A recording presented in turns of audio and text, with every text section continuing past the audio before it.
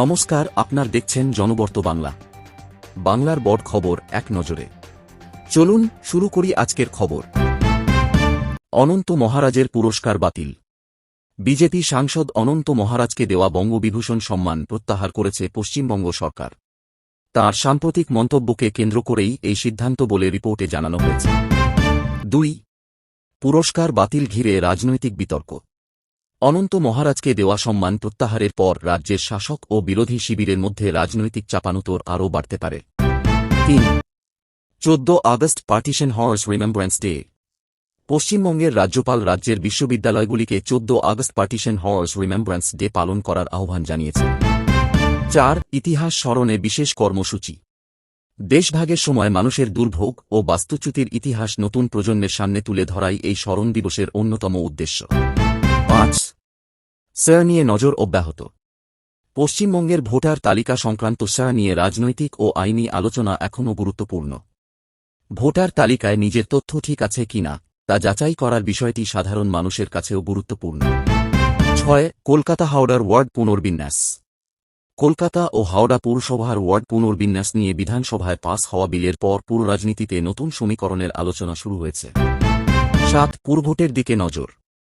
ওয়ার্ডের সংখ্যা ও সীমানা বদলের ফলে আগামী কলকাতা ও হাওড়া পুরভোটে রাজনৈতিক দলগুলির কৌশলেও পরিবর্তন আসতে পারে। 8. অভিষেকের 20 সাংসদ নিয়ে পদক্ষেপ। তৃণমূলের 20 জন বিদ্রোহী সাংসদের বিরুদ্ধে অযোগ্যতার আবেদন দ্রুত নিষ্পত্তির দাবি নিয়ে অভিষেক বন্দ্যোপাধ্যায় লোকসভার স্পিকারের সঙ্গে দেখা করেছিলেন। বিষয়টি জাতীয় রাজনীতিতেও আলোচনায় রয়েছে। 9. সংসদের অধিবেশন শেষ। লোকসভার বর্ষাকালীন অধিবেশন 13 আগস্ট শেষ হওয়ার কথা ছিল। ফলে তৃণমূলের বিদ্রোহী সাংসদদের বিষয়টি নিয়ে পরবর্তী পদক্ষেপের দিকে নজর থাকবে। 10. মহুয়া মৈত্রকে নিয়ে আদালতের নির্দেশ। কলকাতা হাইকোর্ট মহুয়া মৈত্রকে তদন্তে সহযোগিতা করতে বলেছে এবং 14 আগস্ট বিকেল 3টায় তদন্তকারী আধিকারিকের সামনে হাজির হওয়ার নির্দেশ দিয়েছে। আপাতত তাঁর বিরুদ্ধে জোরপূর্বক পদক্ষেপে সুরক্ষা দেওয়া হয়েছে। 11. আবেগ শংসাপত্র নিয়ে বড় আইনি খবর। পশ্চিমবঙ্গের আবেগ শ্রেণীবিন্যাস ও শংসাপত্র সংক্রান্ত কলকাতা হাইকোর্টের সাম্প্রতিক রায় নিয়ে রাজনৈতিক ও প্রশাসনিক মহলে আলোচনা চলছে। বিষয়টি নিয়ে পরবর্তী আইনি পদক্ষেপের দিকেও নজর রয়েছে। 12. ওয়ার্ড কার মামলা ফের আলোচনায়। ওয়ার্ড কার মামলা নিয়ে নতুন করে তদন্তের কথা রাজ্য সরকারের পক্ষ থেকে জানানো হয়েছে। তদন্তের মাধ্যমে নতুন কোনো তথ্য সামনে আসে কিনা সেদিকেই এখন নজর। 13. সেন্সাস 2027 নিয়ে বাংলায় কাজ। পশ্চিমবঙ্গে সেন্সাস 2027-এর প্রস্তুতি চলছে। প্রথম পর্যায়ের ডিজিটাল সেলফ এনুমারেশন 1 থেকে 14 আগস্ট পর্যন্ত চলার কথা জানানো হয়েছে।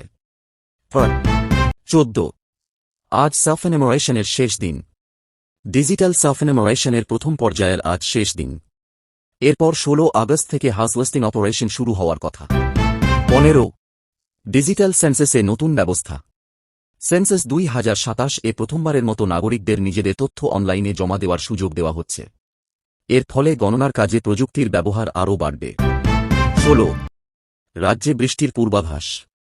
14 আগস্ট পশ্চিমবঙ্গ সহ দেশের বিভিন্ন অংশে সক্রিয় মৌসুমি বায়ুর কারণে ভারী বৃষ্টির সম্ভাবনার কথা আবহাওয়া সংক্রান্ত প্রতিবেদনে উঠে এসেছে। ফলে কয়েকটি এলাকায় সতর্ক থাকার পরামর্শ দেওয়া হয়েছে। 17. স্বাধীনতা দিবসের প্রস্তুতি। 15 আগস্ট স্বাধীনতা দিবস সামনে রেখে কলকাতা সহ রাজ্যের বিভিন্ন জায়গায় প্রশাসনিক প্রস্তুতি চলছে। নিরাপত্তা ও অনুষ্ঠান পরিচালনা নিয়ে তৎপরতা বাড়ানো হয়েছে। 18. বাংলার রাজনীতিতে নতুন সমীকরণ। 2026 সালের বিধানসভা নির্বাচনের পর রাজ্যের রাজনৈতিক সমীকরণ বদলেছে। নতুন সরকার ও বিরোধী দলের মধ্যে আগামী দিনে রাজনৈতিক লড়াই আরও গুরুত্বপূর্ণ হয়ে উঠতে পারে। 19. প্রশাসনের সিদ্ধান্তে নজর।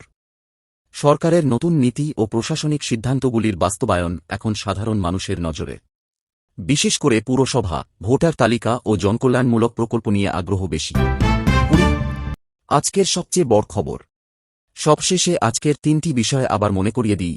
অনন্ত মহারাজের বঙ্গবিভূষণ প্রত্যাহার, মহুয়া মৈত্রকে নিয়ে কলকাতা হাইকোর্টের নির্দেশ এবং সেন্সাস 2027-এর সেলফ এনুমারেশন পর্যায়ের শেষ দিন।